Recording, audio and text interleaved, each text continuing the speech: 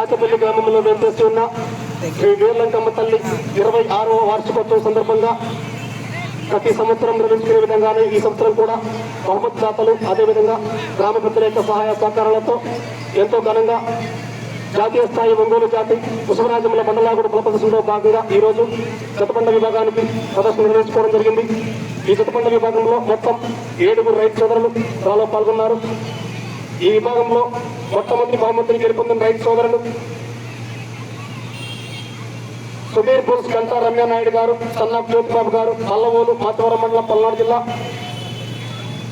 అంబైన్ శ్రీ ప్రసన్నాంజనేయ స్వామి ఆశీస్సులతో ఎర్రం తిరుసమ్మ పున్నయ్య మెమోరియల్ ఎర్రం రాజశేఖర్ గారు, యశ్వంత్ గారు, తోటపాడు నర్సరాపేట మండలం పల్నాడు జిల్లా. ఈ జత 3896 అడుగుల 2 అంగుళముల దూరం లాగి మొదటి బహుమతిని కైవసం చేసుకున్నాయి.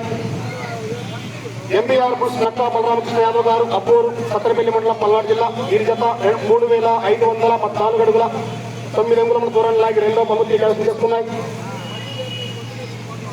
3వ బహుమతిని శ్రీ శ్రీ లక్ష్మీ చెన్నకేశ్వర స్వామి ఆశీస్సులతో ఎస్ఎంఆర్ పుల్స్ సోరా సీతారెడ్డి గారు, పూజితారెడ్డి గారు, ఆకువీడు కాచర్ల మండలం మార్కాపురం.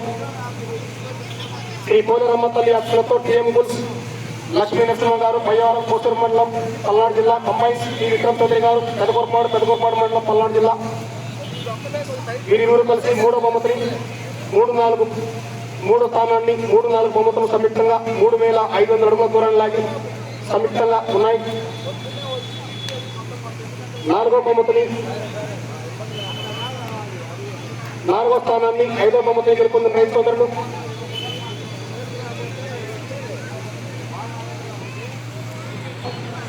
శివంగల శ్రీనివాసరావు గారు, సన్నా కోటయ్య గారు, అలుమనిపాడు రాజపల్లి మండలం పల్నాడు జిల్లా. వీరి జత 3208 అడుగుల 6 అంగుళముల దూరాన్ని లాగి 4వ స్థానాన్ని